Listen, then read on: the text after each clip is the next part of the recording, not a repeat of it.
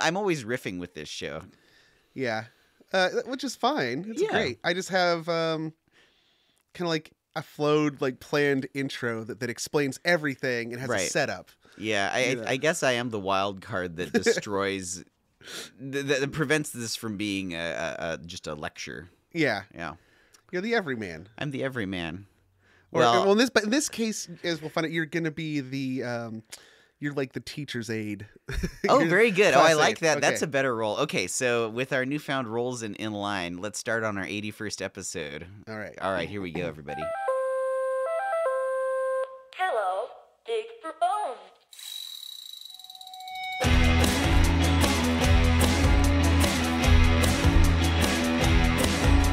I don't think anyone knows that I'm the one cut off your toes and put them in the drawer with the sock. Hello, and welcome to the Least Haunted Paranormal University podcast course. A place where science, skepticism, humor, and anthropology meet to educate on all things spooky, haunting, supernatural, and sometimes just the plain ridiculous. I'm your instructor, Cody Franks, and joining me as almost always is the famously feared by photographers of phantasmic forgeries, fixating on false facsimiles of phased faces, fanatical foe of phlogiston farces, filling and filing far-flung phenotypes of featured flim-flammery, not a philatelist. Garth, what is flagellum? What was that word? Well, first of all, the phlogiston. What's phlogiston? I actually am proud of myself. I knew all those other words. Phlogiston is a once theorized particle that existed in all flammable substances. It was what caused them to combust. It was originally, it was an explanation for spontaneous human combustion. You get too much phlogiston in your phlegm, and you'll combust. Inflammate. Yeah. Inflammate. So, so philatelist, you're not a philatelist. I was right on that. I guess I didn't know two words in the intro. It's philatelist. You don't collect stamps, do you? No. Okay, then you're not a philatelist. I mean, I have some in my car, but it's not so much collecting them as accumulating. Yeah, I accumulate a lot of things. I They're don't not necessarily organized collect. enough to be called collecting. They get pulled into my circle of influence and gravitation. And They're around here somewhere. There's probably several stacks of stamps around here. Anyway, welcome to the course, everybody. Yeah. Real quick, shout out, a thank you to Lord Havelock for suggesting the PH and F alliteration. That's good. Yeah, vocally it's the same. And then Smart. I kicked it off, and then I got to an impasse, and then Lorian jumped in on the Discord, and they supplied the fanatical foe of phlogiston farces. That was great. And then I rounded it off with the last bit. I'm a foe of all farcical farces, or phlogiston farces for that matter. Flim-flammery. So before we get to the yeah, what would you call it? What's it? Okay, we can cut this. What's it called in?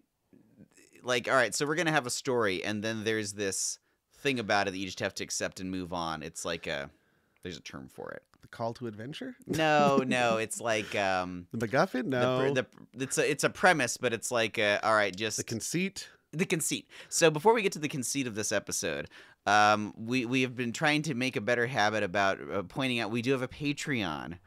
And we should say that if you'd like to support us, you can join us on patreon.com/leasthaunted and get all kinds of fun swag and your name in a Garth's Corner should you be a super duper patron of the Monster Squadron. Yeah, after you take this course, if you feel even the slightest twinge of guilt of getting a free We're paranormal not going to try to investigation. guilt them into it.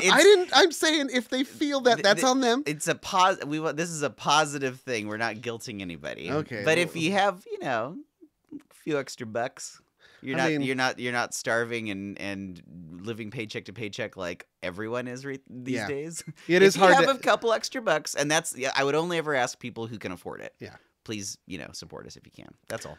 Otherwise, you could fill out the appropriate forms to get your academic assistance for this course. Yeah, we'll work something out for that later. So anyway, back to the conceit. Yeah. Here's a course. Cody's he's going to tell you all about it. So it occurred to me recently that many of the topics we go over involve some basic knowledge of paranormal sciences and history. things that I take for granted as a former believer and, somebody who's read a lot about this. And so I will casually toss out into our conversations these words without any regard for how you, Garth, or you, listener, might trip up over them. And by the time you catch up, I'm already talking about something else that happened thousands of years ago in another part of the world. So it was brought to my attention, I should say, that, You're hitting all these hockey pucks toward me, and I catch about 70% of them, but there's probably several things that I miss, and I don't take the time to say, Cody, what is that? Yeah. So basically, this is a whole episode explaining a lot of the Cody, what is that? So with that in mind, Yes. I've decided to dedicate every few episodes or so to going over some paranormal basics. Okay. And in doing so, you, the listener, will expand your base spooky knowledge, which should better prepare you on how to spot the hoaxers and maybe even save your life should any of this ever turn out to be true. Spoilers, it fucking won't. So says the skeptic. We'll see. And then here's the real fun part. Uh-huh. After each of these podcast courses, you should be able to go to the link provided in the show notes to take a brief subject quiz. If you pass, there will be a printable certificate establishing your successful mastery of this subject. That's right. So yes, like we said, a free paranormal education. That's right. That's right. With all of that out of the way, I'd like to welcome you all once again to the first installment of the Least Haunted Paranormal University podcast course. God, that's a mouthful. No, you did it. But hey, here we go. So, All right. Garth, when was the last time you took a photograph? And what was it of? I took a photograph of my own hand earlier today in a very specific position that's kind of tricky to draw, and I pulled it into my iPad and traced it out for a comic book that I'm working on, which is a very common thing that I do for tricky angles of things. I often use myself as a model. And so my phone is full of pictures of body parts. You are, not to get too far ahead of ourselves, but you were using a photograph in very much the way that the predecessor to cameras was used and what it was invented for. It was We'll get to that. I know the word for that. I'll Okay, bring it we'll up. get to it. Yeah. So, have you ever taken a photo that came out like weird, like something was strange or unexpected? Yes. Quite often, when I was a kid, I did actual, it's all digital photography these days. But when I was a kid, I learned how to actually take photos with film. And I even developed black and white photos a handful of times. So I ran into all kinds of interesting optical things then. Yeah. Okay. Ever taken a picture of a ghost? Not to my knowledge, no. Have you ever seen a picture that claimed to be of a ghost? Oh, yes, of course. Of course I have many. Okay.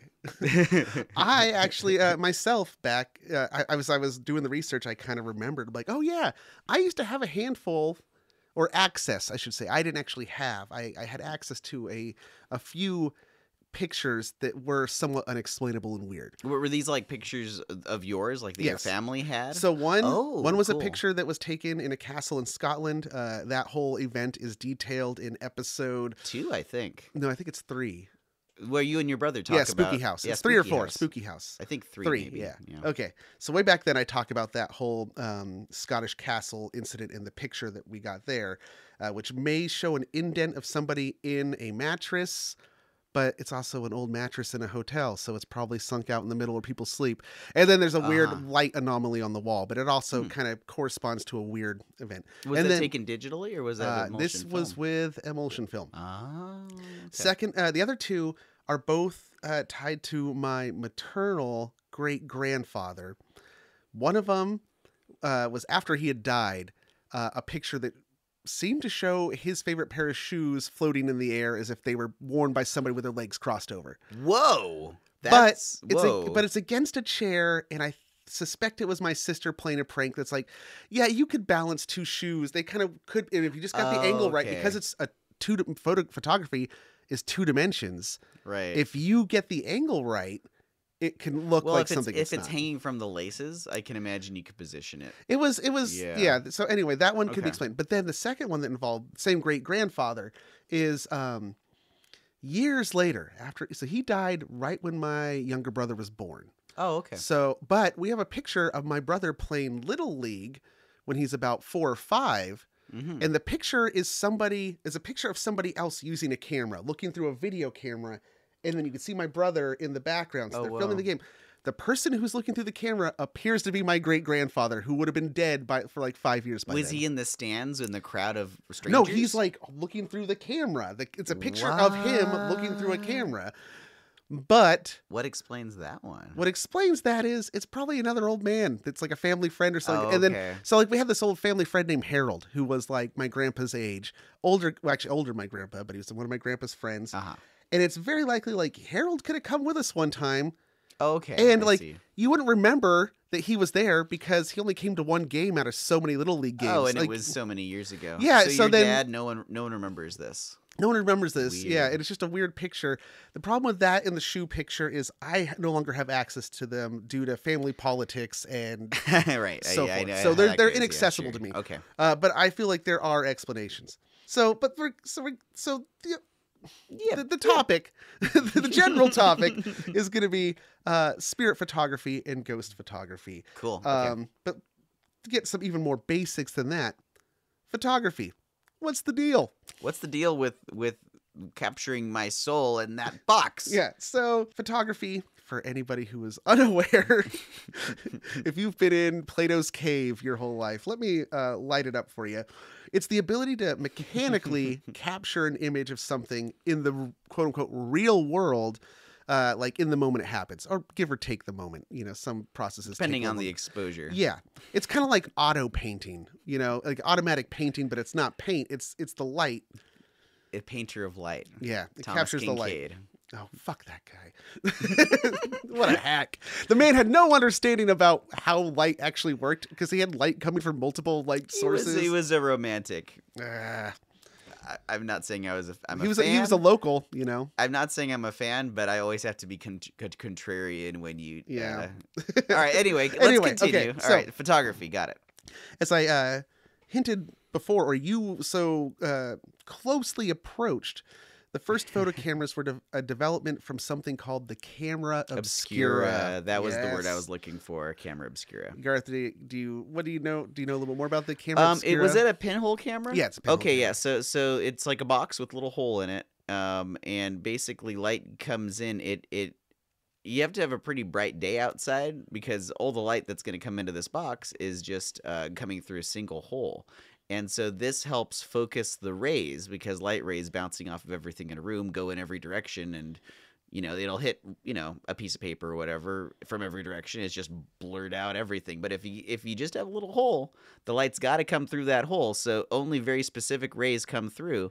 And if you have a bright enough day outside, you can actually, with no other technology, project a tiny upside down fuzzy image of the room you're in on the back of a box with the single hole in it. Yeah. It's an amazing optical thing, and that's all you need is a box with a hole. Not even a box. These sometimes happen. You see them posted on Reddit. They happen accidentally sometimes, where there's like a hole in a curtain. Room. In a curtain, Yeah, and like suddenly, sure. like the outside image is on the wall. Yeah. So artists were playing around with the camera obscura Mhm. and lenses, and they were using them basically as projectors so they could trace or to get perspective. Like, how if I turn something at this angle, what will it look like on the canvas? And so they would place objects and using light sources and whatnot, then project it as basically, studies. There's a fantastic movie, believe it was produced by Penn and Teller, Penn Jillette, called Tim's Vermeer,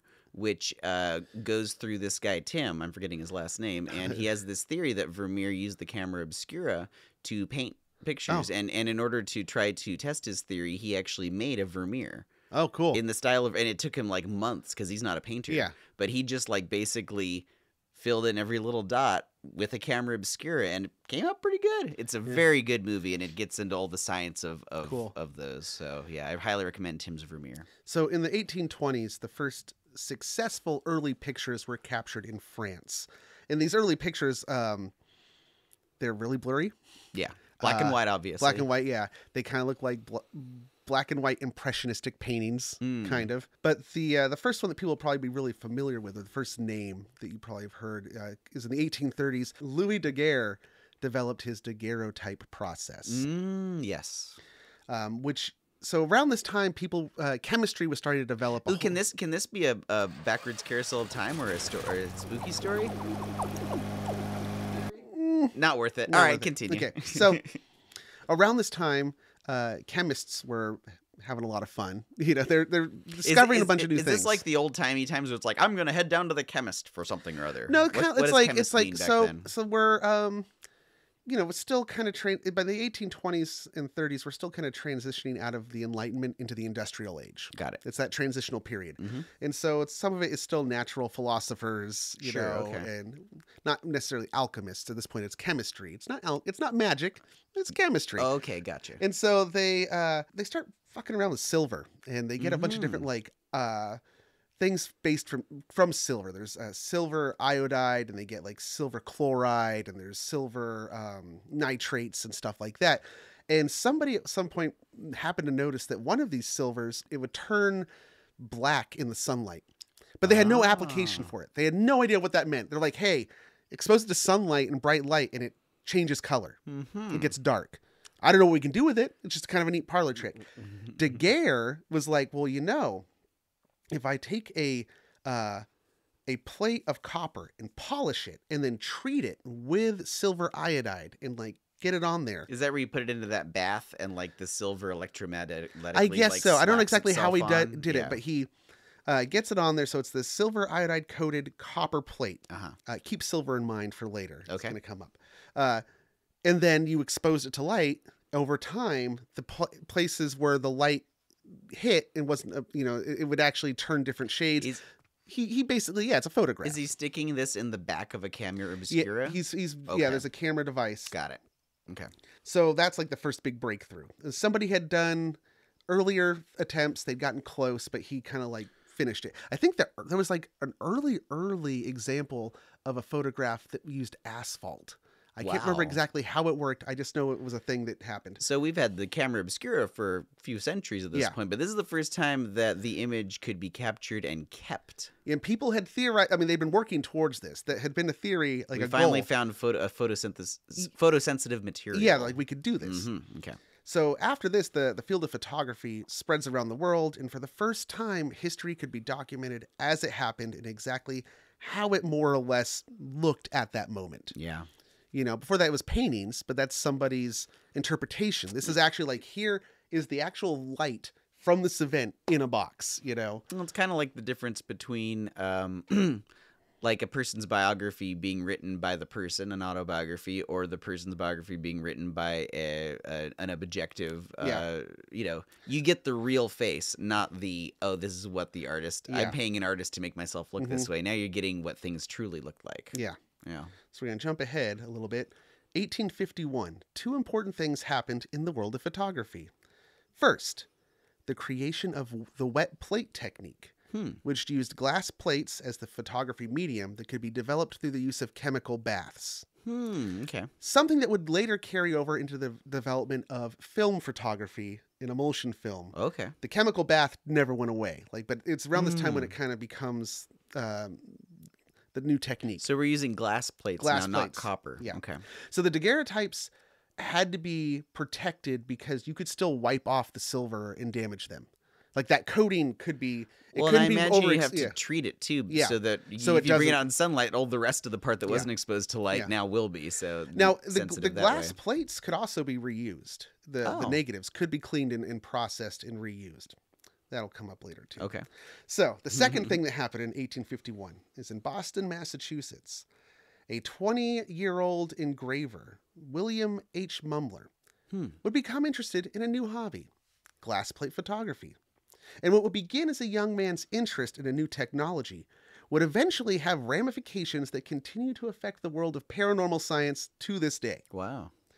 So just 1851, 20-year-old is like, hey, this is a cool thing. I'm going to start playing around and making photographs these days and seeing what happens. These days 20-year-olds get into crypto. Back then they were getting into a brand new science. In 1862, he was still working as a jewelry engraver and continued his amateur photography. He attempted a selfie of himself standing near a small desk and chair. Uh-huh. When he developed the negative, however, something strange appeared in the photograph with him. Any guesses on what it was, Garth? Some kind of a spooky haunting ghost shape in the background, right on his shoulder, probably. That's my guess. Sitting at the small desk was the image of a young girl. Slightly transparent, but still very much discernible. You can make out the details. And according to Mumler, she definitely was not there at the time he took the photograph. But since he recognized that he himself was an amateur, and maybe he'd made a mistake, he took the picture to an acquaintance of his who was much more experienced in photography and asked him, hey, what the hell is this? I like the idea. Well, maybe I just didn't photograph it right, and if you make a mistake in the process, little girls appear in the background of photos. So, that could happen, right? So he goes to this friend, and the guy tells him, what must have happened is you accidentally reused a glass plate from an earlier session that you didn't clean properly. There you go. That's a good explanation. A double exposure is what this is called. And Mumler accepted this explanation, but he still showed it to friends as kind of a curiosity. He's like, hey, look at this. Like, I accidentally did this thing. Isn't that cool? Well, because she's semi-transparent. I mean, he invented an optical illusion trick here. That's cool. But one of his friends named Hannah, who happened to be his sort of girlfriend. She was married at the time, but her husband was off fighting in the Civil War. So absent husband. Yeah. She also owned like the gallery that he was using as his photo gallery, because she also did other business out of there. And she was also a spiritualist and supposedly a medium. So people would come. So he himself was a skeptic. It was not into spiritualism. She sees dollar signs. But his girlfriend is. And so whatever your girlfriend's into, you might, I don't know, take an interest in. Yeah, of course. I can see that happening. But at this point, he still doesn't believe it's a ghost. Okay. And, but Hannah is convinced you captured the image of a ghost. It's claimed that the girl in the picture is actually Mumler's own cousin who had died 12 years earlier. Eventually, that's what he says. Like, that's my cousin. Oh, so she did talk him into this. Yes, he's like, I recognize it. That's my cousin, or that's the story they told. However, if he had been an amateur, he'd been into photography for about 12 years by this time. Is it possible I was about to ask, that he had taken a picture of his cousin at some point and then meant to reuse the plate, didn't clean it properly, and it ended up in his rotation? 12 years is a long time to not like reuse that plate. Well, depending on how many plates he had and if he was a disorganized person. So it is within the realm of possibility. Hannah, however, told one of her spiritualist friends about the photo, and soon they came to see it for themselves. Mumler gave the photo to the friend with a written account of the tale of the photo written on the back of the picture. And according to his own writings later, he still didn't believe it was a ghost, but he kind of thought it would be a good joke. And so he was like, and he didn't see any harm in it. It's like, this one guy has the thing, whatever. This couldn't get out of hand. Well, what he didn't account for was that friend had connections and then took it to a spiritualist newspaper, because we'll do an episode on spiritualism. I've said that so many times in the last 80 episodes. We've danced around spiritualism in many episodes. Yeah. But it'll be one of these courses. We'll have to just be outright, here's spiritualism. But at the time, in the 1850s or 1860s, the Victorian era was awash with spiritism and seances. It pretty much was a religion for a lot of these people. Have you seen the other side? Yes. And with the Civil War killing hundreds of thousands of Americans, there's a lot of people interested. Communication with the dead. So the spiritualist newspaper had a wide circulation, at least in New England, and they printed a story about the picture. They actually included the written account of Mumler on the, They did? Yeah. Oh, okay. So crowds of people show up at Mumler's studio. Oh, gosh. And he's like, oh, God, well, no. But to his surprise, they're demanding ghost pictures of their own. Oh, so he's going to set up a... How could he possibly say no to all that money? Well, I mean, he could, but if you're asking rhetorically. But I guess the question now is, all right, so practically, if he's going to be a charlatan here and take photos of people and try to include a dead relative, he's going to have to know what that person looked like enough to fake it if he understands how double exposures work? There's a lot of ifs here. So, is he ambitious enough to try it? He's ambitious. Okay. Okay. Soon, he's famous. He did it. The American but he would dream. also be careful. He would tell people like he couldn't guarantee that a ghost would show up. Okay. You know, as any good he's seance like, I can't doer guarantee does, it's not. You're going to get results, and sometimes there wouldn't be results. At the very least, you got a nice portrait of yourself. Sure. You know, but fame brings scrutiny and detractors. Of course. Right. Yeah. So soon, photography experts start to investigate. Nice. And Mumler actually kind of welcomed them to come and try and figure it out. He's like, he's pretty bold. Okay. There's a question of whether or not he's somehow he started to get like more into spiritualism, especially as his girlfriend Hannah, like she is a medium. That's so always the question here. Is he drinking his own Kool-Aid? Yeah. Even if he's faking it, is he somehow talking himself into thinking that he isn't somehow? Or, yeah. Okay. In one case, J.W. Black, who was the first person to photograph an American city from the air using a balloon in the 1850s. Oh, wow. He decides he's going to expose Mumler. I'm not going to go into all the details about it because it is no pun intended, but it's going to be a long exposure. Yes. Basically, he sends somebody first to go scope it out, and that person comes back convinced that he has a picture of his own dead dad. Now he is a believer. And so then Black's like, okay, I'm going to go. And he actually like approaches Mumler and says, hey, no, I'm trying to figure out how you do this, and offers him money to let him observe every step of the process. Yeah, don't let that negative out of your sight. Yeah. Into the other room full of costumes and mannequins. Mumler offered to let him take apart the camera. Nice. Which he declined because he also was arrogant enough to think that Mumler didn't know what he was doing enough to fuck with the camera. It has to be in the development process. Okay. Yeah. The camera is just full of little tiny dolls on the inside. He was offered the chance to examine the plates by hand, which he did. So then Black sat for his portrait, and then he participated in the development process because he's also an expert, so he could watch how it happened. And what do you think happened, Garth? I'll bet that there was a ghost in his portrait. My God, Black said. Is it possible? The figure of a man appeared to be leaning over Black, resting his elbow on Black's shoulder, and that convinced Black. Was it a specific person? Like, was this his? It didn't say. Okay, I think, but he was just convinced. Like, I saw the plate. I was here. There was nobody here. Because other people must have realized double exposures are possible. So this guy would have, in theory, ruled that out. Yeah. So yeah, now the question is, how does he do it, Cody? So how does he do it? Others were not so convinced, including P.T. fucking Barnum. Barnum, who was a flim-flam man. He was, but humbugist. Yeah. He you smell like. You know it when you see it, when you smell it, when you are it, then you know it. And Barnum, though, was like, no, I'm the only one that gets to rip off the public around here, so I'm going to expose this guy. Barnum claimed that Mumler was taking advantage of people's grief to con them out of their money. Yeah, offering them a false hope, which is kind of weird. It's like, he's like, look, I take people's money, but I don't proclaim to be communicating with their dead loved ones. It's like the stratification of, well, yeah, I screw people over, but I'm not taking advantage. And like, there's degrees of awfulness. Yeah. Okay. B.T. Barnum was above that. So like we said, the Civil War is happening at this time, or wrapping up, actually. By this time, I think it's over. But people, by 65, I think it was over. But people, they so many people lost loved ones, so they're really trying to get some kind of closure. Sure, yeah. The question I had was, are actual family members showing up in those pictures? That's the big. I mean, if he is somehow doing a sneaky double exposure, he's gonna have to make the pictures. The ghosts will have to be vague enough that you can't see features, right? Because how would he know what they look like, and how would he even replicate when it? People would approach him, he would ask them to provide a description of the loved one. Okay, so he has a description of kind of vaguely what they look like. Also, nobody has pictures of their friends and family. How much does your memory, if you really are hoping that you're going to see this person and they look vaguely enough like them, you're just going to fill in the gaps. That's a great point.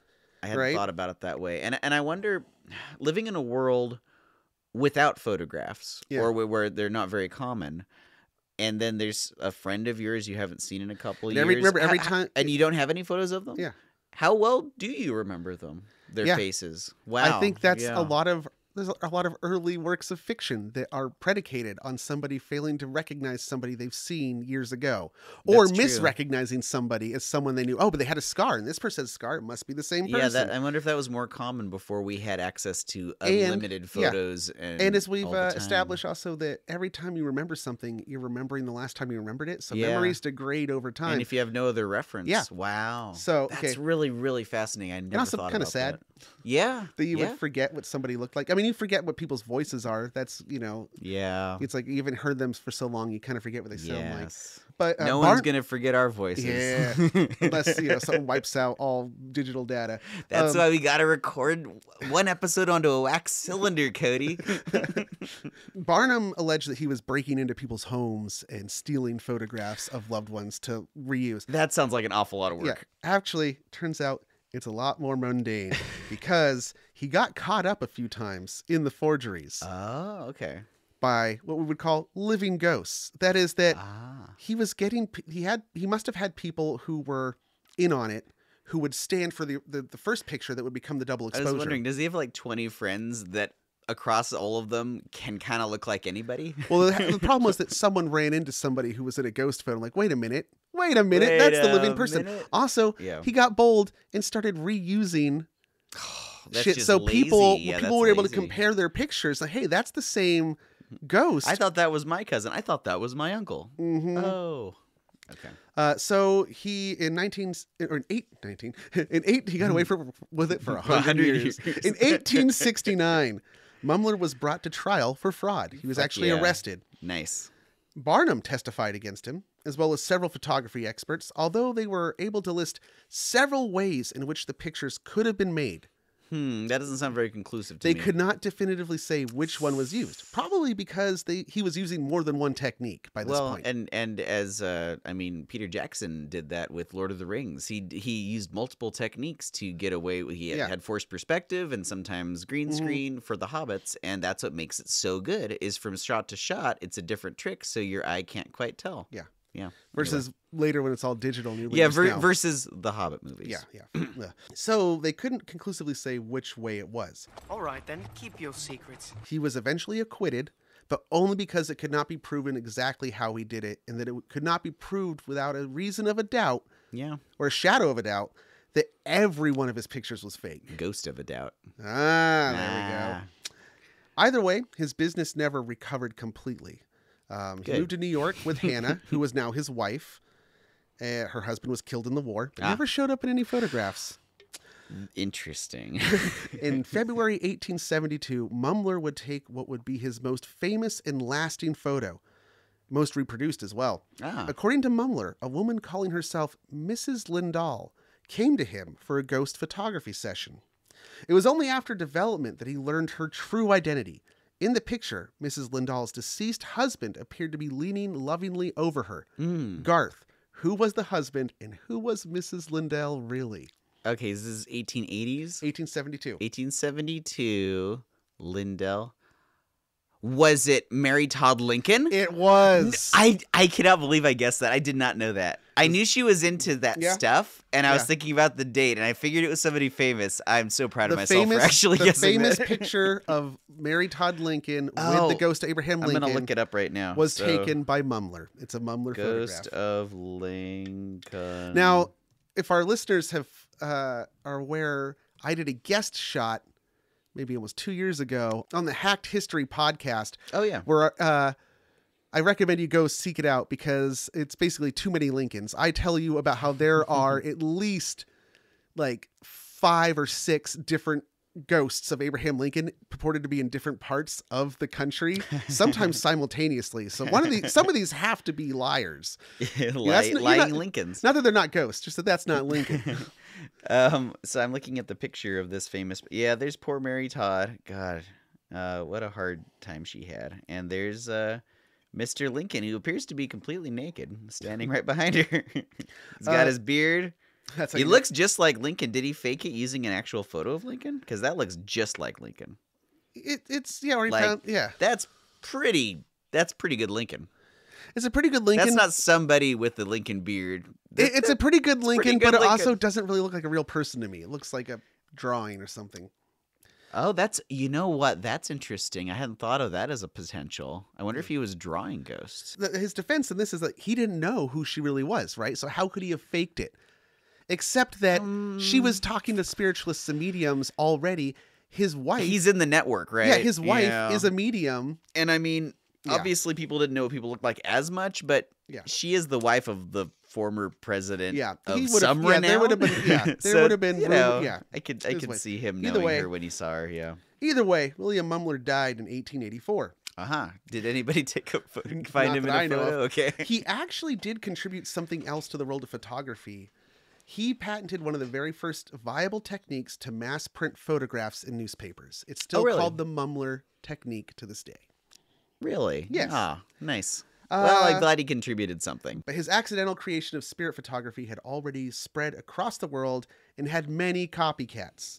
If you want to learn more about the whole story of William Mumler and how he actually did his photographs, the Ask a Mortician channel on YouTube has a great video where they actually go to one of the only photography studios in the country that is built to the specifications of a 19th century photography studio. Whoa. And they use actual techniques and equipment from the era to recreate Mumler's photos. I think I've seen a few episodes from that channel and it was really fun. Her name's Caitlin, Ask a Mortician, right? Yeah, Caitlin Doherty. Yeah. They're great. And I enjoyed those. recommend it. Cool. So, real quick side note.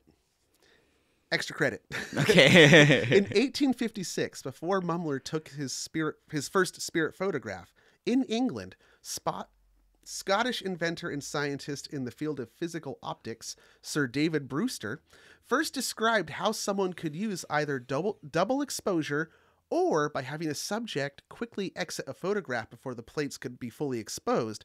He said you could actually use these to make a ghost on camera. Mm-hmm. His suggested technique was used by the London Stereoscopic Company to create a number of amusing ghost photos for stereoscopes. I remember when I was a kid, Dad was showing me how photography worked, and he turned the shutter way down, way lower than you would want, and did like a 10-second exposure. And I stood in one spot for 3 seconds, and I jumped to the other side of the frame for 3 seconds. So you're more than one place. And it looked really good. Even the blur between the two me's was almost non-existent. It was great. So yeah, in the 1850s, they were already selling these ghost stereoscopes in London. But they were clear to say these are for entertainment purposes, and they're also pretty hokey looking. Like, yeah, that's a dude in a skull mask, you know. Okay, gotcha. But the point is that somebody had already been doing ghost photographs using similar techniques before Mumler. Mm-hmm. Then also, remember how way back when I asked you to keep in mind that whole silver thing? Yes. Well, I've been keeping it in mind this whole time. Well, there was never a ghost photographed using daguerreotype. I wonder why, because those are long exposures. You could. And that might be because the techniques used to double expose photographs might not have worked with the daguerreotype. I'm not exactly sure. But I wonder. Perhaps it's because silver has anti-paranormal properties. That's right. A silver bullet. There have been theories that the reason a vampire has no reflection, for example, is because some Silver-coated early glass mirrors Yeah. were treated with silver chemicals to create the reflective surface. As the undead, the silver would cancel out the reflection of a vampire. That makes perfect sense So to me. maybe the daguerreotypes couldn't pick up ghosts because of the silver. Or because it's all fucking bullshit. Yeah, either way. Take your pick. Now, in the early 20th century, also in England, there would be another spirit photographer supreme. This was a man also named William. And in an ironic twist, his last name reflected the false thing that he offered people. William Faker. Hope. In 1906, William Hope created his first spirit photograph. In the first 2 decades of the 20th century, Hope, a prominent spiritualist, duped people with his claimed photographs of deceased loved ones and other spirits. Same racket. Okay. Same racket. Just, a few decades later. In 1920, he was first exposed as a fraud when an Edward Bush wrote to Hope under the false name of Wood. Not a bush, but Wood. And included a photograph of his deceased son. He asked Wait, Hope... so he said his name was Wood Bush? No, he said his name was Wood, but his real name was Bush. Oh, okay. I'm making a plant joke. Bush, I know, Wood, but I was thinking... Okay, never mind. Were you thinking pubes and dicks? Well, yeah, but I was thinking Edward Wood. I'm going to use a different name. How about Wood? No, I forget. yeah. Anyway, whatever. Anyway. Keep going. So he writes to Hope, says his name is Wood, and he Yeah. includes a photograph of his deceased son. He asks Hope if he can take a picture of Wood with his deceased son in it. See, now you have me thinking about pubes and dicks. I'm sorry. Okay. All right. Okay. Moving on. Okay. Moving I'm following. Okay. Hope accepts the task and produced just such a thing, with the deceased son showing up in a portrait of Wood looking exactly as he did in the original supplied photograph, and included spiritual writing that said, "Dear friend Wood" on it. So like the film or the plate, when exposed, had the deceased son in it and also had letters on it that said, "Dear friend Wood." But here's the thing, his name's not fucking Wood. And here's the other rub. Here's the other that's a rub. good test. Wood's deceased son was very much alive. Also, not named Wood. So, That's actually probably the best way to suss out a fake psychic is you just lie and maintain the lie and let them agree with you. Hope had used the original photograph supplied Obviously. for the double exposure. Right. Okay. And then he just like wrote on it. So even though he was exposed, his followers still believed and didn't give up. Yeah. Then, in 1922, he ran afoul of an old friend of the Least Haunted podcast. Garth, think back to early episodes of the show. Why are you asking me of this? We have met William Hope once before. It was probably in Psychic Wars. And we know who his famous nemesis is. I'm sure we do. I can picture his face. Was he? His name is... He's Harry Price. Harry he puts Price. the kibosh on spirits. Harry Price is back, everybody. Ooh, early pull from an early episode. You were right, yeah. As detailed in Welcome back, Harry Price. is Least Haunted Episode 7, Psychic Wars Part 1. Mm-hmm. I'm not going to go into too much detail about how Harry Price exposed it, although I am going to tell you how he did it. But we already covered it, so you can go back and listen for a much more in-depth explanation, also context about who Harry Price was. That was in part 1 of Psychic Wars. Okay. Yeah. So the short version is that he was able to trick Hope by supplying marked glass plates for the photography. He was still using glass plate photography. Okay, I think I actually remember this. Yeah, Hope I had remember offered, this too. Hope I had- remember it. Yeah, Hope had offered to let Price supply his own plates to assure that Hope wasn't tampering with them. Mm-hmm. And so Price had plates that actually were etched in one of the places where I guess Hope wouldn't look, with it was a logo for, I think it was the company that made the plates. He put a teeny little marker. Yeah, there's a mark on them. Yeah. But then when the ghost photos are produced at the end of the process, those marks were missing. Nice. So it was proof that Hope was swapping them out. Swapped plates, Swapped otherwise plates it'd for be ones there. that he had already, tampered with. So this exposure earned Price many enemies, including Arthur Conan Doyle, Oh, who right. was a spiritualist. And, Ironically, the writer of Sherlock Holmes was totally into that stuff. yeah, he refused to believe Hope was a fraud. He led about 80 members of the organization, the Psychical Research. Oh, yeah. From Psychic Wars. He leads like 80 of them to rebel and quit the organization in protest because they were convinced that Price was, even though Price was like an open-minded skeptic. Yeah. They said, no, he's really anti-spiritualist. And so He's just out to get us, even the real ones. and Arthur Conan Doyle allegedly threatened Price by saying that he would meet the same fate as Harry Houdini, Yikes. who was also a skeptic. So I ask of you, did Arthur Conan Doyle murder Harry Houdini? Like by punching him hard in the guts when he wasn't, because isn't that how Houdini His died? appendix ruptured, yeah. Yeah. So no, he didn't. Okay. The answer to the question, no. But That was actually Sir Arthur Conan Doyle in disguise who punched could him. you imagine, or he paid somebody to do it, or he had poisoned Yeah. Houdini, so Houdini was already sick. Look at any number of Sherlock Holmes short stories to find out a way. I was gonna say, a real case worthy of Sherlock Holmes is if Arthur Conan Doyle murdered somebody. Oh, I like that. Next, we're going to talk about developments in the realms of spirit and ghost photography during the latter half of the 20th century and into the present. But first, a dig for them bones. Let's dig it for the bones. 10-minute break, everybody. Stretch your legs, recess. Listen to some ads. Listen to some ads.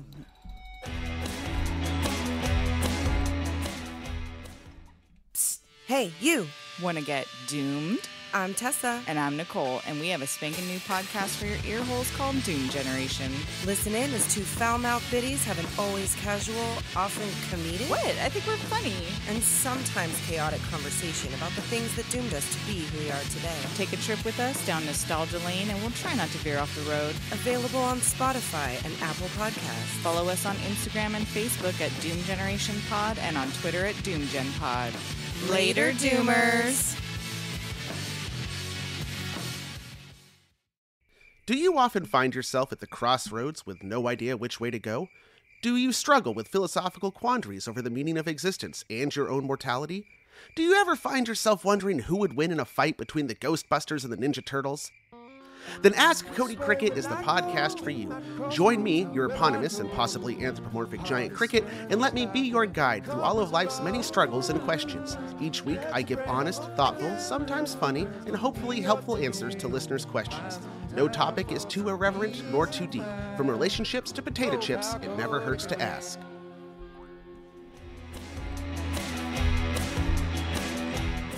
And we're back. We're back. Okay, settle down, everybody. Settle down. No paper planes. Don't throw those. This is a college course. The College of Hard Knocks Hey, podcast. New Jared, put the phone away. Put that no. We can still see you. You're in the other hemisphere, but we see you. Put All that right. phone away. Okay. I'm the TA. I'm laying down the law here. You better shut the fuck up and listen to Cody. Easy. Go ahead, Cody. Thank you. Before we go, I'm flustering Cody with our fake. There's no one even here. It's just the two of us. I just painted such a visceral, picture. I vivid was there. picture. I got you I there. was All back, right. I was back in college. All right. So what's next? Real quick, I also got to go back and point out that like the whole ghost photography thing that Mumler was doing, like that's not how like cameras work, because like it would have to capture light, right? It's photosensitive. Ghosts aren't radiating light, or if they were, the people would see them, right? You brought this kind of thing up before about like ghost rules. Yeah. And I see what you're saying. Yeah.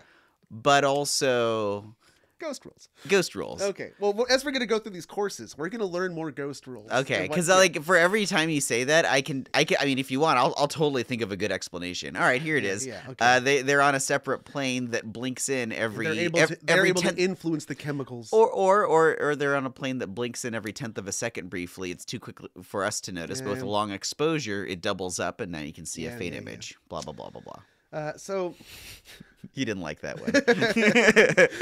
Continue, please. So far, the two main cases of spirit photography that we've discussed use glass plates. Okay. As I mentioned before, in the 1870s, film-based photography had been invented. They were now playing with emulsion film. Mm-hmm. Kodak was one of the first big names in film photography, and their affordable mass-produced cameras would allow for the wider population to begin taking photographs of anything and everything. Before, it had to be a photography studio and an actual photographer. You get the guy with the tripod with a blanket over him, and he gets all hunched over, and it's a whole thing. Yeah, people start, so taking pictures of anything and everything.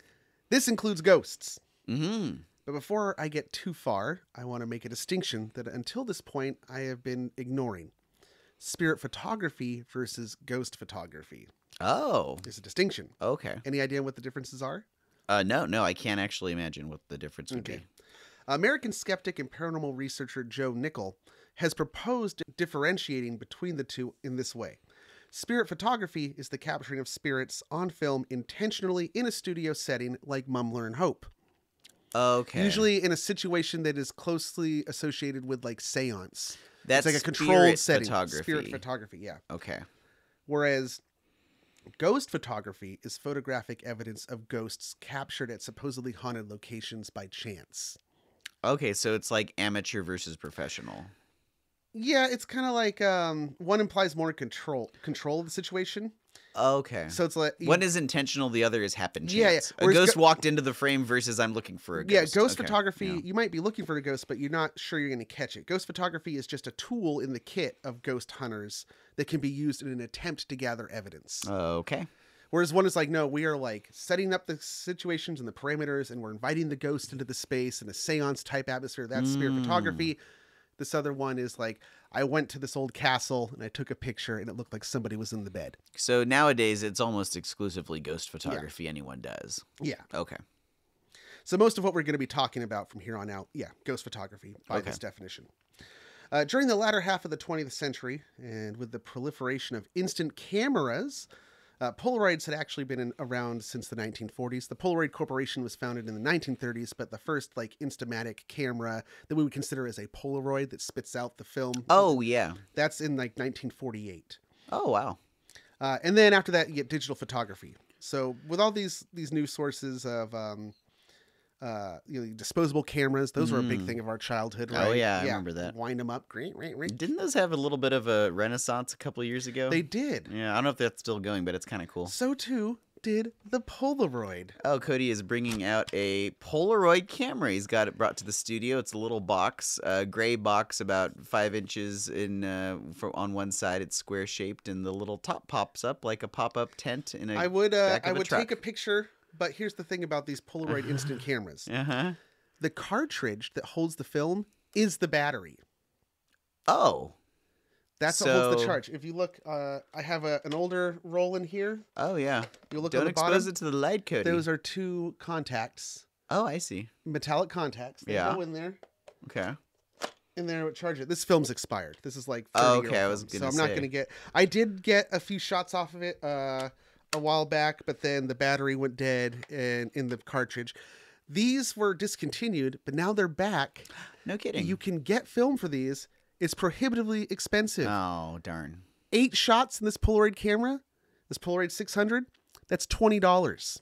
Ooh, well, For if you 8 want, shots. if you want to get artisanal, I guess. I guess. It's cool that you still have that, though. Maybe if they become popular, the price will go down. You can buy like lots of expired film on eBay for cheap. Where they're like, just take your chances. You know, it might. It might. Where was I going with this? Something about Polaroid. So because more people had means to take more pictures and sometimes with instant results and so forth. So with more people taking pictures, that gives more opportunity for laymen or non-experts to misinterpret flaws or quirks present in photography as something supernatural. You're probably just getting a lot of like light leaks and stuff. Or maybe it really did give more opportunity for ghosts to get captured. Yeah, that's more that whole pictures being taken. Yeah, statistically. Yeah. Yeah. One interesting case that I have been vaguely aware of for a little over a decade comes from the 1980s. It involves a Polaroid camera, much like this one. I'm not going to go too far into it because I think it deserves a whole episode, but I have to do more research into it before I do it. But the gist of it, it's a ghost by the name of Wright. That's Wright with a W. Ah. Like the Wright brothers. What did they invent again? Pants. Flying pants. So... the case is from the 1980s, and it's this guy moves into a new house, and he starts taking Polaroids in the house. And when the Polaroid film comes out, the picture has writing on it, spectral writing. So it's actually a hybrid of spirit photography, or spirit photography, because it is a seance type environment. He's asking questions, and ghost writing, which is a whole nother thing as well. I only wanted to bring it up here for the sake of letting people know that, yes, I'm aware of this case. And before you come flooding us with letters. I actually became aware of it because I was in a band that was called the Ghost of Wrights. I was about to say, why did you go to the Wright brothers with your reference? You were in a band called the Ghost of Wrights with a W. Because that was our joke that we would always say on stage. Oh. When we were trying to tell people like how to spell R. It was either pants or baloney. It would always change what they invented, but we never say planes. Because it was the band was called the Ghost of Wrights, spelled with a W. That's like that's the Wright really brothers. Fun. That's named after a local ghost town here in the Santa Cruz Mountains. That's right.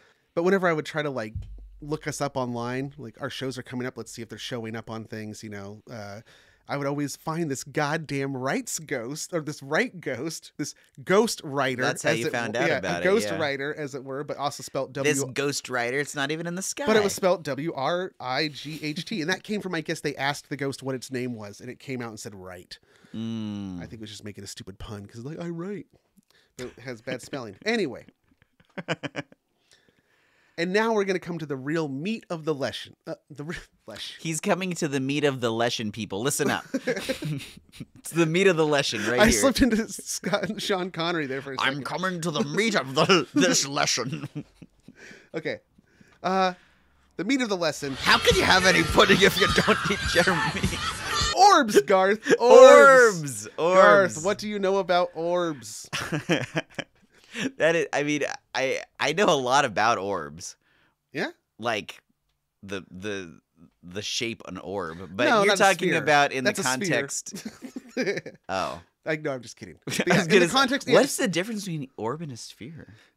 in the context of ghost photography. I orbs. don't know a Okay. damn thing about it. So for a period of time, I'd say from probably about the late 80s through the mid-aughts, orbs were the primary photographic ghost evidence that you would hear or see people presenting as proof, mostly online.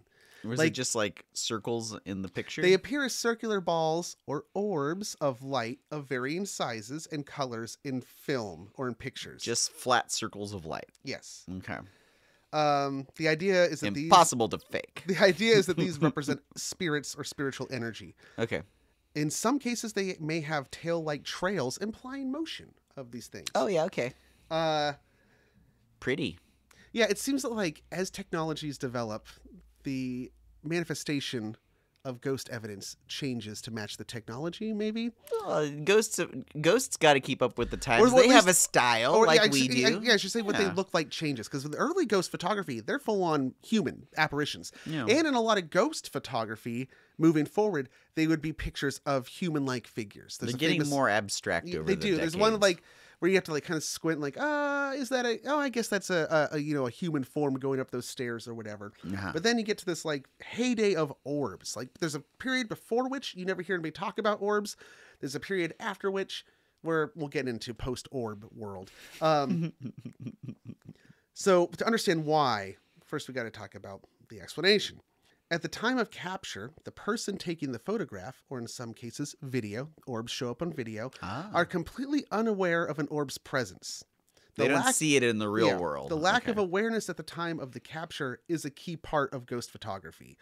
And even in that first case of spirit photography, it was also unexpected, right? There was nobody there at the time I took the picture.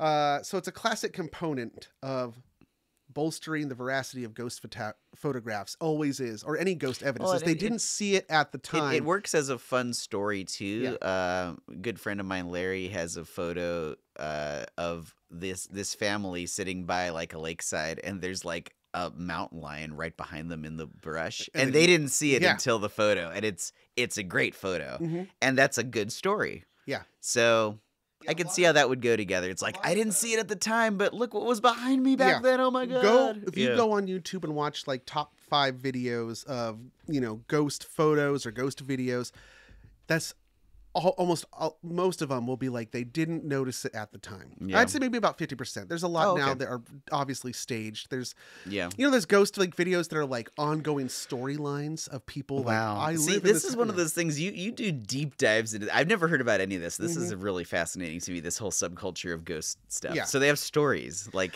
And we're going to save ghost videos for another. okay. That's be another course, I Okay. think. Okay. So because they're invisible at the time, therefore it must be a ghost, right? Right. Now, although I say that orbs were one of the main pieces of evidence for a while, there were still the classic full-bodied apparitions, phantom limbs, and out-of-place individuals that would show up. But orbs were where it was at. Young believer Cody used to scour his digital photographs for orbs. Oh, Because remember like wow. early digital cameras where you could like Yeah. enlarge it? Oh, now, yeah. Now you take it for granted on your smartphone. You can just put your You can fingers just on pinch. there. Yeah. But you'd have to Or like unpinch. You just have to like use digital zoom on this tiny little like Yeah. Press button. 1 inch, and it's like a 1 inch Magnify. square. Magnify. Yeah. Scan. Right. Left. Up. So down. I would look for like orbs that would show up in pictures that I would take at spooky locations. For a while, there was also this idea that like if you zoomed in on an orb enough, you might see a face. Sure. But then they get into pareidolia. It's just you're seeing things. Yeah. You can patterns. see a face in anything. Yeah. But young Cody did not understand how cameras really worked. And because just like how the first ghost photograph came from an amateur who was unfamiliar with how his equipment worked, so too were orbs the product of misunderstanding the science and equipment. Yeah. In this case, orbs are an example of either a phenomena called backscatter or insects. First, Oh yeah. I hadn't thought of that. First, backscatter, also known as near camera reflection. Backscatter is when the light from a camera's flash is reflected by dust, water droplets, or other particulates in the air in the setting in which the photograph is taken. Okay. Also, angle of the light matters. Is this the same kind of effect you get when you have like lens flare and you get these little circular dots floating around? Some people think the lens flare is spirits too. Right. Okay. So J.J. Abrams, the most haunted director. Yeah. Star Trek is full of ghosts. Every shot. These particles are out of focus and in many cases very tiny. In my notes, this next section is titled "The Angle of the Dangle." So we're gonna call this section of the episode "The Angle of the Dangle," and this is the Angle of the Dangle theme music because that is a section worth theme musicking. Boop-a-doop, Angle of the Dangle. Okay. In the case of cheap disposable cameras and digital point and shoot cameras, especially those very early commercially available ones, the flash is right next to the lens, more or less, and is aimed straight ahead of the camera. This actually creates the ideal situation in which backscatter can occur. Yeah. Because if you want to, if you change the angle that the light is coming from, so if it's like a, like maybe a 45-degree angle shining down, that eliminates a whole bunch of the backscatter. It's the head on. Now, is this shining down from behind the camera taker? Or just above the camera. Like if you went above the camera and then just angled it down. But is it shining down toward the camera or over the camera's shoulder? Over the camera's shoulder, at the subject. I understand. Okay, got it. But yeah, because it's in the front, it's perfect. So also, these cheaper commercial cameras have, or at least had, cheaper and lower quality lenses. Not always the case, but a factor nonetheless. Sure, yeah. So in a low light environment, say an abandoned, dusty, haunted insane asylum, or an overgrown pollen and dust-filled cemetery late at night where it was humid and there's like, mist and stuff. Anywhere that makes you sneeze, you're going to get ghosts. A camera's flash can reveal all sorts of orbs. And then... insects are pretty self-explanatory. According to Fujifilm themselves, who make film and cameras, there's always a certain amount of dust floating around in the air. You may have noticed this at the movies when you look up at the light coming from the movie projector and notice the bright sparks floating around in the beam. Yeah. In the same way, there are always dust particles floating around nearby when you take pictures with your camera. When you use the flash, the light from the flash reflects off the dust particles and is sometimes captured in your shot. Of course, dust particles very close to the camera are blurred since they are not in focus, and because they reflect the light more strongly than the more distant main subject of the shot, that reflected light can sometimes be captured by the camera and recorded in the resulting image as round white spots. So those dots are the blurred images of dust particles. That explains why I never get them in my photos, because I never use the flash. Yeah. Oh.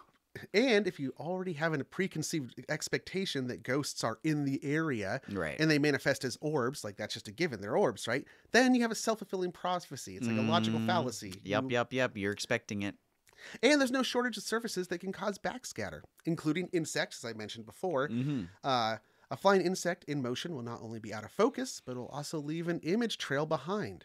You can get all kinds of orbs and they with seem tails. Erratic. They're moving in weird patterns. You can get all kinds of cool It optical seems to things imply an going on. intelligence. Yeah. And there is intelligence. Yeah. Bug intelligence.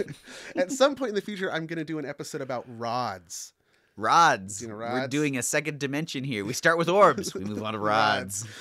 Rods are a supposed cryptozoological or perhaps interdimensional life form that travels at high speed and has been captured on film as well. Whoa. But spoiler, it's insects. Okay. Likewise, stray strands of hair, spider silk, or other natural fibers drifting in the air can cause long strand-like apparitions and wisps, similar to orbs. Orbs are also very common in ghost videos as well. There are similar reasons for this because it's still a camera with a lens. Sure. Even more so if it's like an infrared camera for night vision. Oh, do those pick up dust reflections and? Oh, there's different things in different spectrums. Infrared spectrum. Yeah, bugs fly through and it looks different. Yeah. In recent years, orbs have fallen out of fashion, as even true believers have come to accept mostly that orbs are a result of backscatter. When you can like recreate an orb and like just show it over and over, or at least they're willing to admit that most of it is backscatter. Right. I've seen people defend them like on paranormal subreddit. It comes up sometimes where someone will like, "Hey, is this a ghost in a picture?" And so it's like, "That's like I caught these orbs," and people are like, "You idiot, that's just dust." But then there's always somebody who says, "Well, like 90% of them are probably dust, but there's still, There's still got to be an orb. It seems that with each new technology to become widely available to the public, it doesn't take long for ghosts or the paranormal to follow. Mm-hmm. In the last few years, a large percentage of ghost photographic or videographic evidence, at least on YouTube, comes from security cameras made for home use. Notably, the that's a Ring new big doorbell thing. camera and such. Oh, yeah. So these are now becoming like they're dominating the evidences because you have these That's passive cameras. a new thing. Yeah, And it's a only in new the last 5 years has that been Yeah. common to have the security And camera. many of these cameras have infrared capabilities for nighttime surveillance. Nice. And this also could lead to new ways in which ghosts manifest themselves on film or the digital equivalent. It's funny that we still call it on film, even though it's digital. It's not film. Yeah, it's kind of like calling a phone a phone. We're just Yeah. used to it, even though it's so far removed from that. And like I said, ghost videos, different topic for a future lesson. And although orbs have fallen out of fashion, the new hotness is shadow figures. Also another topic for another time. Also, there are now ghost photography apps on phones and digital devices that can claim to allow anyone to capture ghosts on camera. And if you don't capture one, they'll let you add a ghost to yourself. And beyond that, that's ridiculous. And beyond that, what happens when AI starts producing ghost photographs? I mean, will the average person be able to tell the difference between that and a real ghost? Oh, I don't know. I was like thinking about this AI and ghosts. I'm like, how long? It turns out, no, we're late to the game. Somebody already created a chatbot that they said can allow people to communicate with their dead relatives.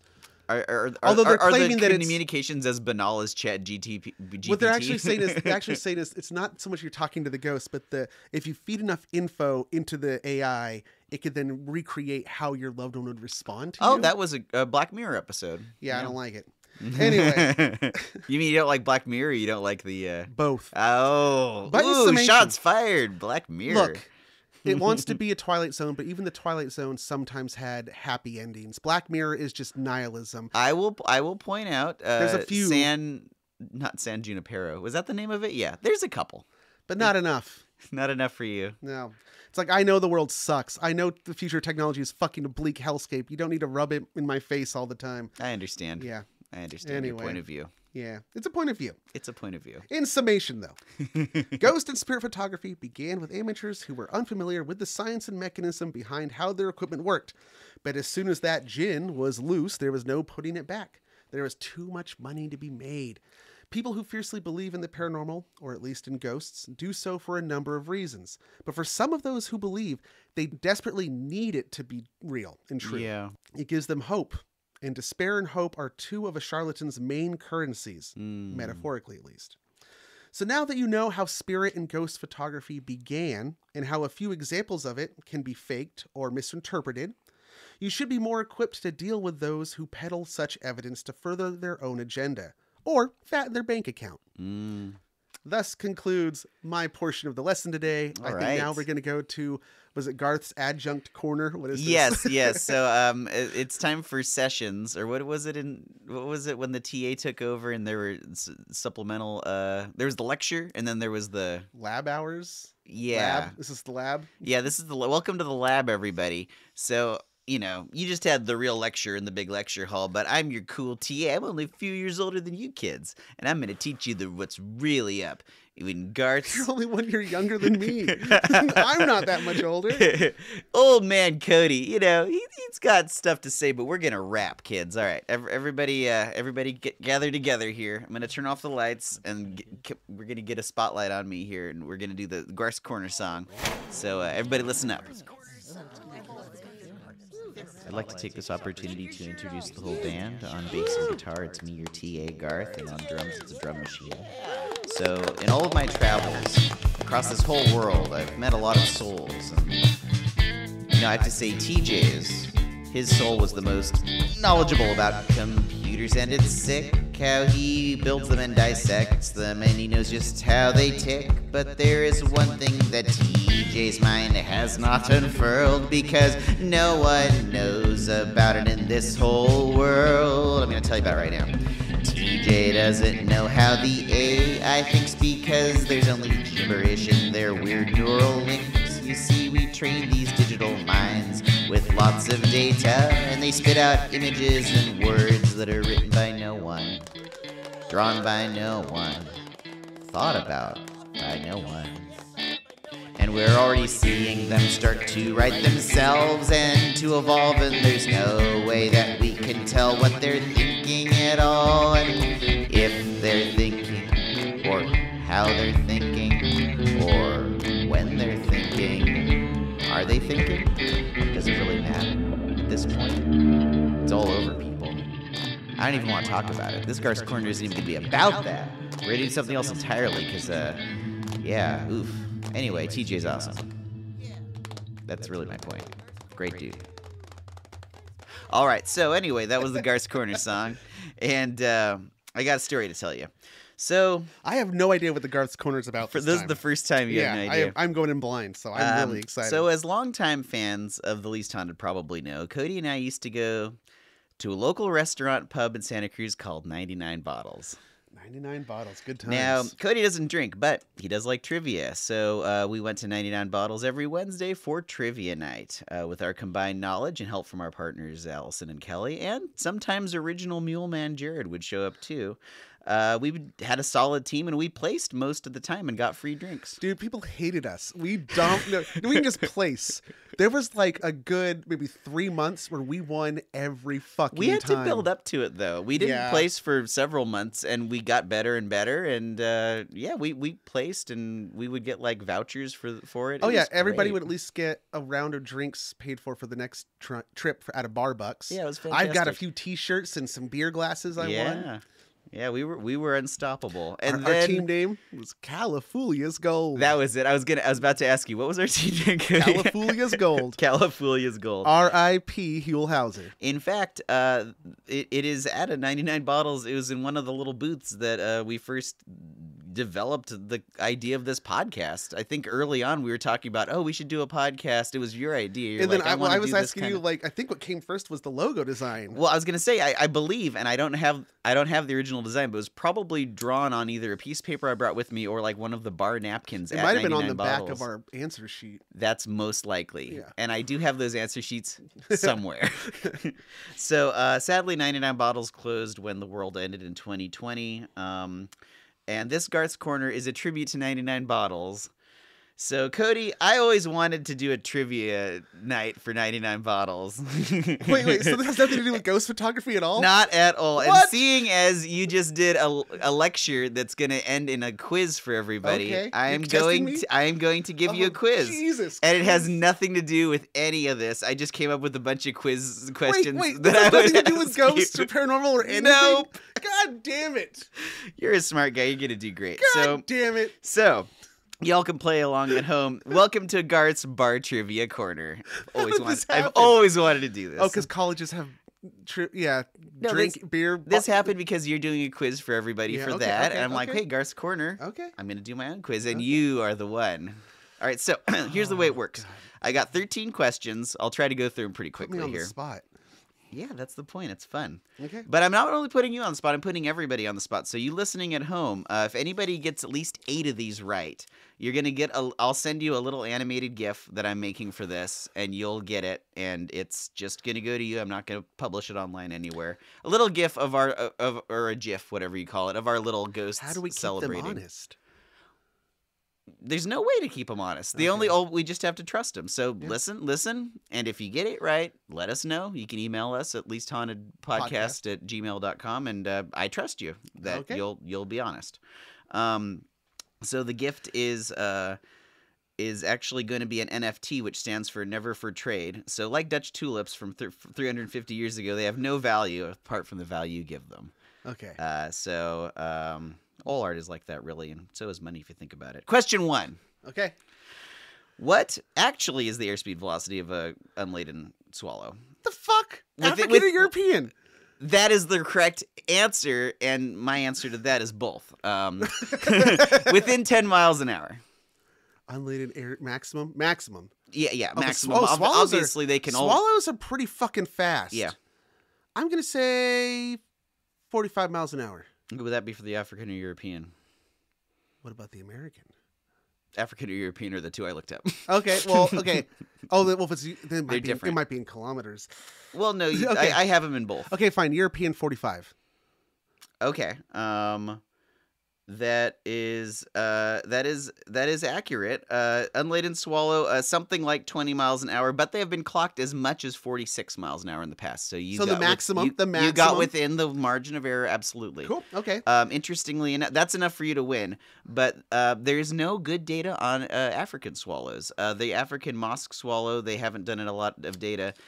Some people looked at similar swallows and did a rough estimate based on size, but it's super rough that it's about 40 miles an hour. Okay. So question 2.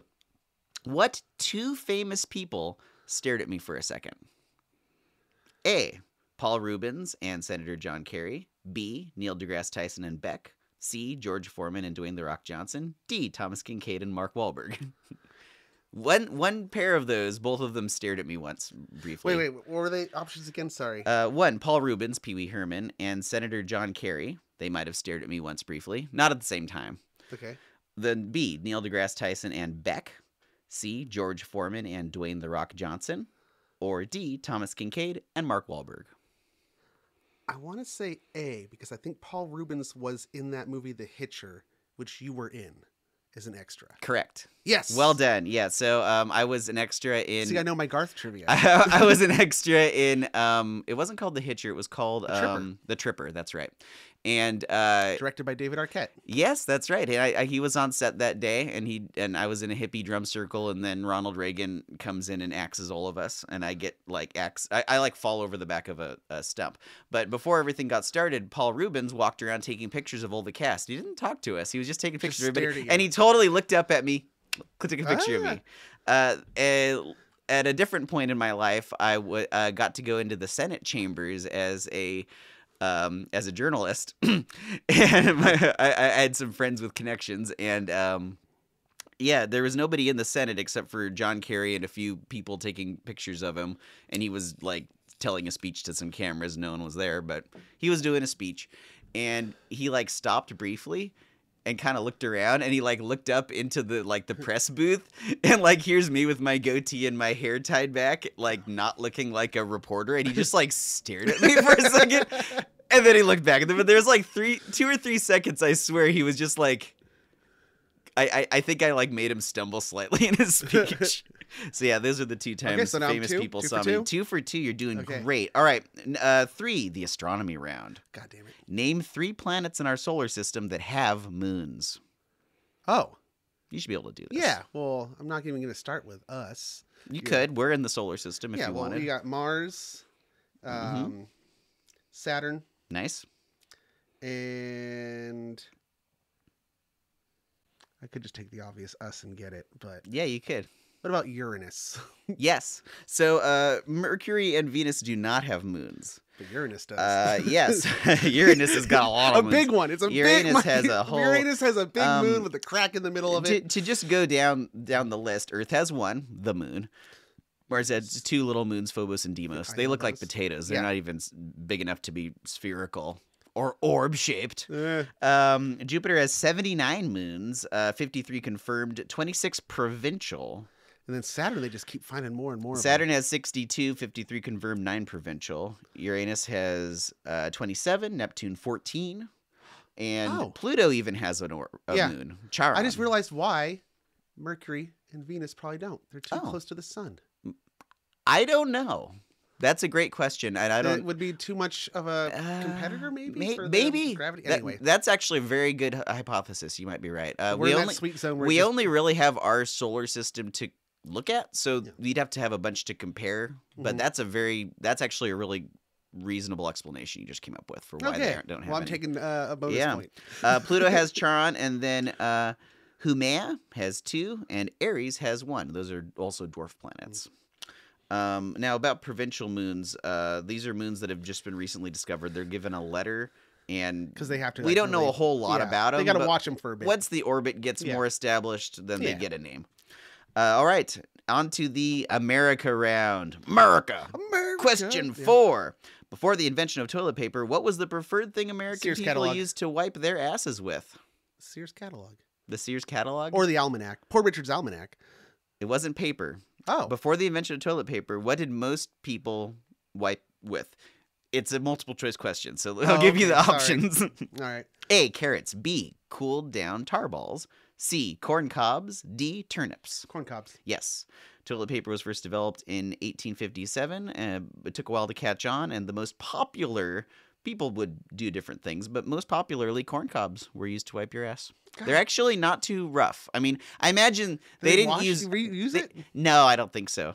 But so instead of pulling off more paper, you just rotate the corn cob. You mentioned the Farmer's Almanac as a potential. Actually, according to the Farmer's Almanac, they were plentiful and quite efficient at cleaning. They could be drawn in one direction and turned on an axis. They were also soft and tender, more soft and tender than you might think. Even after toilet paper became available, some people in the western states still preferred the corn cobs when using the outhouse. All right, next is the bat. Does that count as me getting it? Because I did. Yeah, you got it. Because I buzzed in with like a wrong answer. No, you 100% got it. Okay. You came up with the wrong answer before you knew it was multiple choice. Well, when it did become paper, so that doesn't count. When it did become paper, I do know that the Sears catalog. Oh, probably. Yeah. Oh, yeah. No. Was, that in the almanac. That's why I made it multiple choice, because people use a lot of things. Yeah. So, okay. On to the Batman round. Question 5. Batman?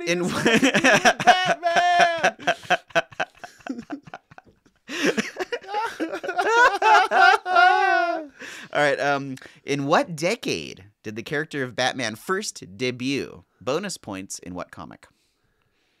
It's Detective Comics. Good. You got the bonus point. In 1930s. Yes, March 30th, 1939. Artist Bob Kane and Bill Finger debuted in the 27th issue of Detective Comics. Very good. That's why it's called DC. I think you've gotten Detective Comics. Calling it DC Comics is a little. It's like saying Comics. ATM machine. Yeah, it stands for Detective Comics. But it was also Action Comics at one point. Dude, you've done 5 questions. I think you've gotten them all right so far. Okay, moving on. You're doing great. All right, question 6. In honor of Pride Month, I've got a good question for you, and this is a Star Trek question. Okay. In the 1990 Star Trek episode The Offspring, Data creates an android daughter named Lal. Yeah. Lal is created as a blank slate, so to speak, emulating neither any specific species Looks or really gender. Like a gray lump of Play-Doh. Yeah. Lal chooses to present as a human female. At one point later on in the episode, Lal becomes curious about human sexuality. In the original script, she is given some lines of dialogue. There are some lines of dialogue given to a character who describes human sexuality in a traditional heteronormative terms. Yeah. And now the actor who played this character who was given these lines refused to deliver them as written. Who was that actor? Can I know what the lines were? Oh, it was like, when a man and a woman love each other very much, they want to express their love, blah, blah, blah. And the actor was like, I'm not going to say a man and a woman. Like, this is the 24th century. Like, we're way past that. And it's somebody who would be speaking to Lal. Yes. Which, narratively, that sounds like it would be Troy. It narratively seems like it could be Troy. But it also could be Crusher. Which would also be tying to crushing it. It's not tied into crushing it. Okay. I'm going to give you a hint. It narratively could be Troy. But who else dispenses advice? Oh, Guinan. Yes. Yeah, of course. Okay, no, was that a second season episode? It was 1990, so it might have been third season. Because 10 Forward wasn't in the first season. That's true. 10 Forward started in the second season, I believe. Yeah. According to TNG research consultant Richard Arnold, Whoopi Goldberg refused to deliver the character's dialogue with a strictly heterosexual explanation. According to the script, Guinan was supposed to tell Lal, when a man and woman are in love, and in the background there would be men and women sitting at tables holding hands. But Whoopi refused to say that. She said, this show is beyond that. Yeah. It should be when 2 people are in love. Also, because it's also like aliens are involved in this equation, and Guinan's been around for hundreds of years. Yeah, she's been around. But I just love that Whoopi Goldberg was like, we gotta let's fix this script a little bit. Good on you, Whoopi. All right, on to question 7. Which president in his farewell address warned the nation about the dangers of the military-industrial complex? Eisenhower. Yes, very good. Interestingly enough, a Republican. In the councils of government, we must guard against the acquisition of unwarranted influence, whether sought or unsought, by the military-industrial complex. The potential for the disastrous rise of misplaced power exists and will persist. We must never let the weight of this combination endanger our liberties or democratic processes. We should take nothing for granted. Only an alert and knowledgeable citizenry can compel the proper meshing of the huge industrial and military machinery of defense with our peaceful methods and goals. There's a whole documentary based around just that speech that I had to watch in one of my Interesting. in one of my college classes. Yep. On to question 8. Which 2 movies did Tim Burton not direct? So you have to pick 2 movies out of this list of Out of a list 4. you're going to give me? I'm going to give you a list of 4 movies. 2 of them he did not direct. 50%. Okay. Nightmare Before Christmas, Dumbo, James and the Giant Peach, Beetlejuice 2, currently in production. Does that count as directed past tense if it's only in production? Directed or will direct if that's an answer. Well, I know he did not do Nightmare Before Christmas. That's good. Half a point. Selleck. Yep. And I don't think he has anything to do with the new Beetlejuice. Half a point. He does. He is directing the new Oh, no, he Beetlejuice. didn't do James and the Giant Peach. Yeah, that too was late. Selleck's other movie. God Yes. damn it. I knew that. And that was the thing is that, like, because he reused the Jack Skellington at one point, everybody thought it was, But as it happens, Jack Skellington appearing in both movies, neither of one was directed by Tim Burton. And you were, you were eventually right. It was actually Henry Selick who directed Nightmare Before Christmas and James the Giant Peach. He also directed Coraline in 2009. Yeah, would go on to produce Wendell in the Wild, which I direct and produce, which I haven't seen. It was co-written with Jordan Peele, interestingly. So that's something I'd like to see. I knew that. Still, you only got a half off. Other than that, you have a flawless score. You threw me with that Beetlejuice too, because is he directing that? I guess so, yeah. That's from what I saw. It looks like he is. Okay. It's in production right now. All right, on to question 9. In Jonathan Swift's Gulliver's Travels, he finds that men have mutinied against him, and he is abandoned on a land of talking horses who rule over the subservient, hostile creatures. The horses are called the Houyhnhnms. Now, what are the horrible humanoids that the horses have? They're like humanish things, but the horses have kind of, it's like a reverse thing. Humans control horses in our world. It's the reverse. It's here. like a Planet of the Apes, but it's a Planet of the Horses. Totally. And so what are the humanoids called? God damn it. This is a term that has been used in a lot of different contexts over the years since it was first invented by Jonathan Swift. Oh, so yes. It's been used. It has. It's come up. It's like a word you'd recognize. Derogatorily? Yeah, it's not a good thing because, of the context originally. It's not racist. Okay, because I was like, man, you're about to put I'm not gonna make you. I'm not gonna do the Randy thing in South Park. No, I'm not gonna make you say a bad word. Well, it would never be that word. No, but I'm not gonna make you. It's nothing like that. Okay, we're not going there. See, because I haven't actually read Gulliver's Travels. Oh, you'd like it. It's great satire. I'm familiar with Lilliputians. That's easy. Yep, that was the first one. Yeah. This is his lesser known fourth travel in the story of travels. Okay, give me a second here to think about. Maybe we can edit this down. Oh yeah, that's fine. Take your time. A term that has been used since it was first used there. Yeah, he made up the term, and it since just kind of floats around in English. Not necessarily super associated with Gulliver's Travels. It just became a word, basically. I don't want to say dork, but that's not right. No, nope. Dork's a whale's penis. No. I have one more hint for you before I give you the answer. Okay. It was a very popular thing in the early internet. It was a popular word associated with the early internet. Oh, like geek? No. Not nerd. Are you ready? Yeah. Yahoo. Oh, Yahoo. The word Yahoo. Yeah. Oh, like a bunch of seriously? The Yahoos. Yeah, Yahoo was first invented. Yahoo, seriously? Seriously, Yahoo. Wait, what you're doing a bit. What was that a reference from? What was that? Yahoo seriously is a person. There's a guy named Yahoo Seriously? Seriously. Yahoo Seriously. Seriously? Australian filmmaker. Yahoo Seriously. Oh my gosh. No, not Australian. He's from Tasmania. He must have a good sense of Tasmanian. humor. All right, so yeah, Yahoos.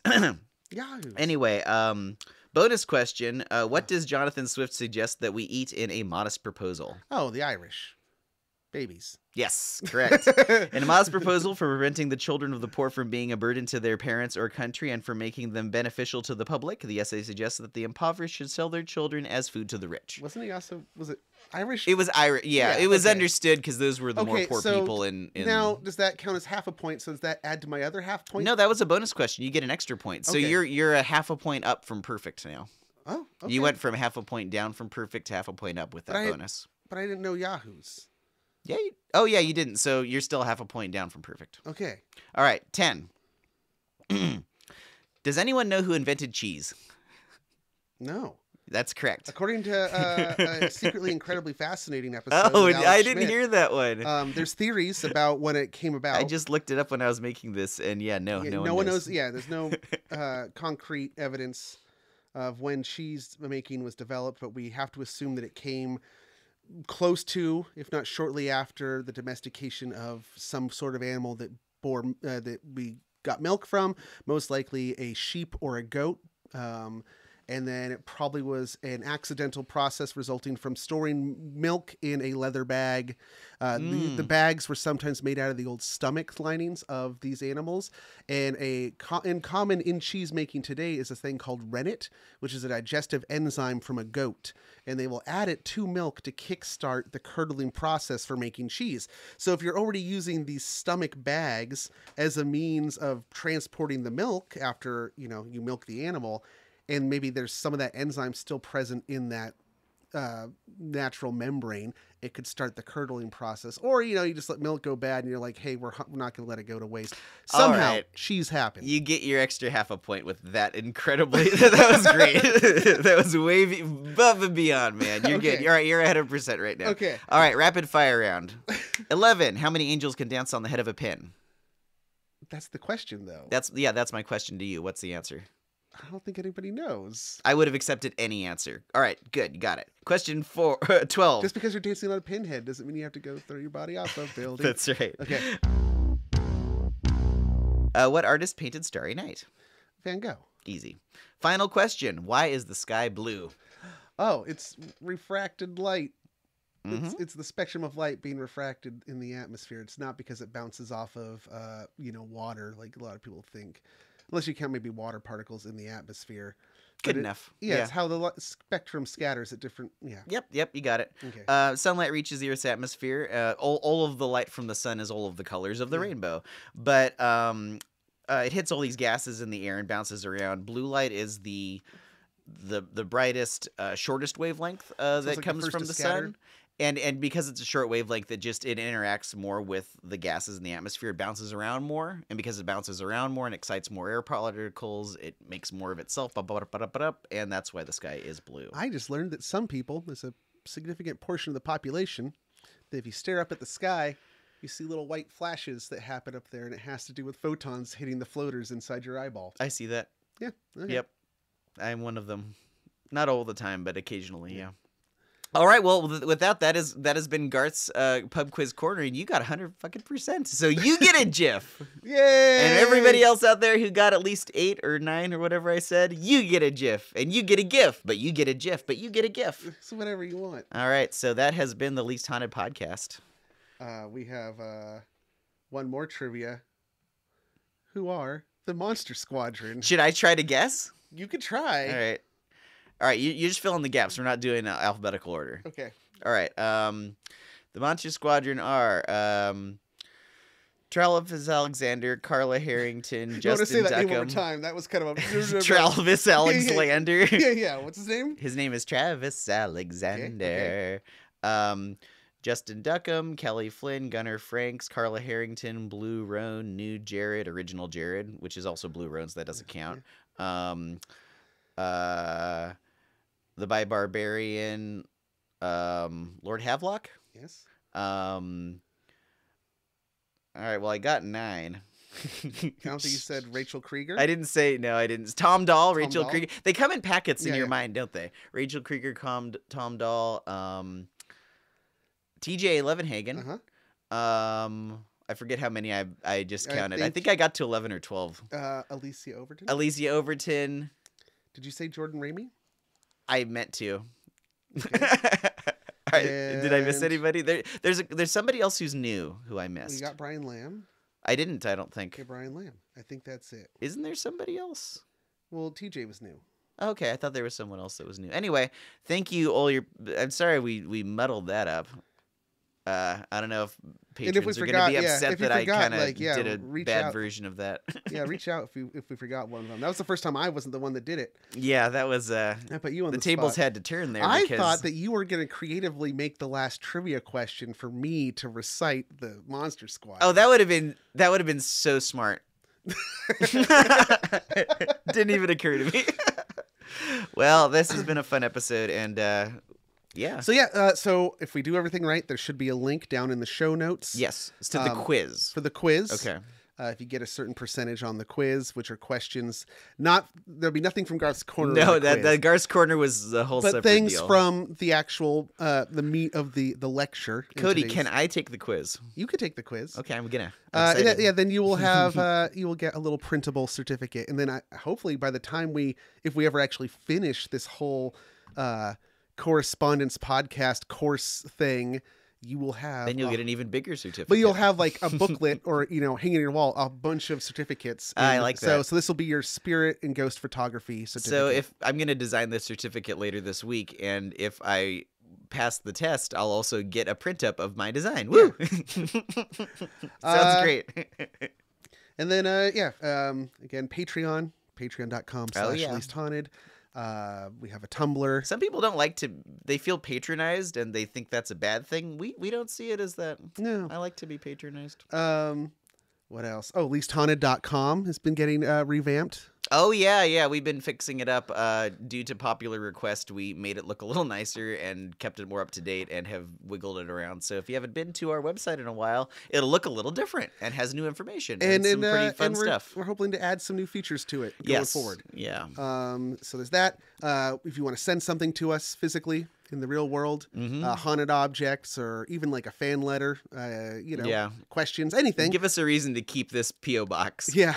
we're looking at cost cutting things, and if we don't get anything in the mail soon, which I feel bad, because then if we cancel at this post office in particular, like the grander post office has been trying to like close for a long time.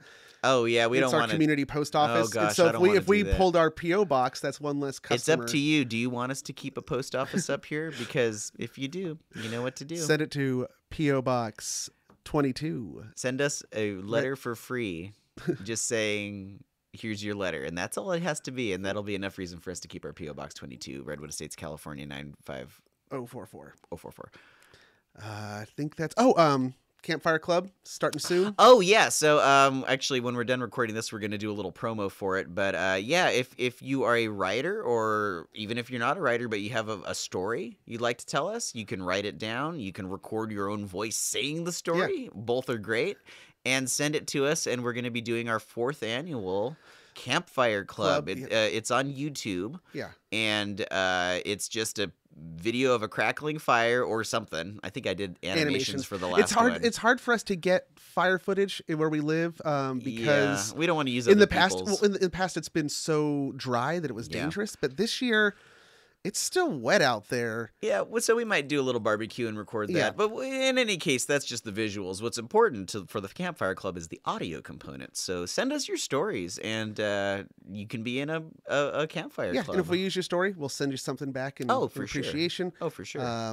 Send them into leasthaunted@gmail.com. Spooky stories, but really anything you would tell, anything compelling, anything you would tell around a campfire. Ideally, like 10 minutes. Yeah, maybe 15 max. And then they'll be on our YouTube show. In the meantime, if you want to catch up on all the past episodes, you can go to our YouTube channel. It's youtube.com/ I think it's Least Haunted Podcast. Yep, youtube.com/ Least Haunted Podcast. Yeah. All right. Well, that's going to do it then. Hey, y'all. See you on the flip side. And remember, until next session, the only thing that's haunted in this classroom is you all. Because there's a bunch of you. The whole class. You're all haunted.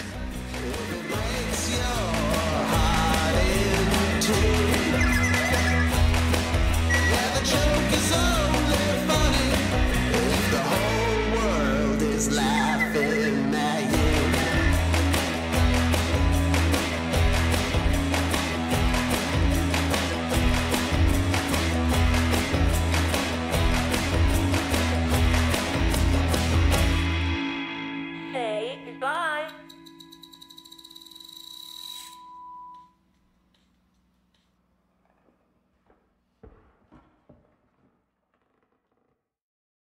We can no longer trust anyone. It's time to harness the power of the orb, whatever that power may be. The Least Haunted podcast is recorded before a dead studio audience and is a presentation of Sequoidea Procutions LLC.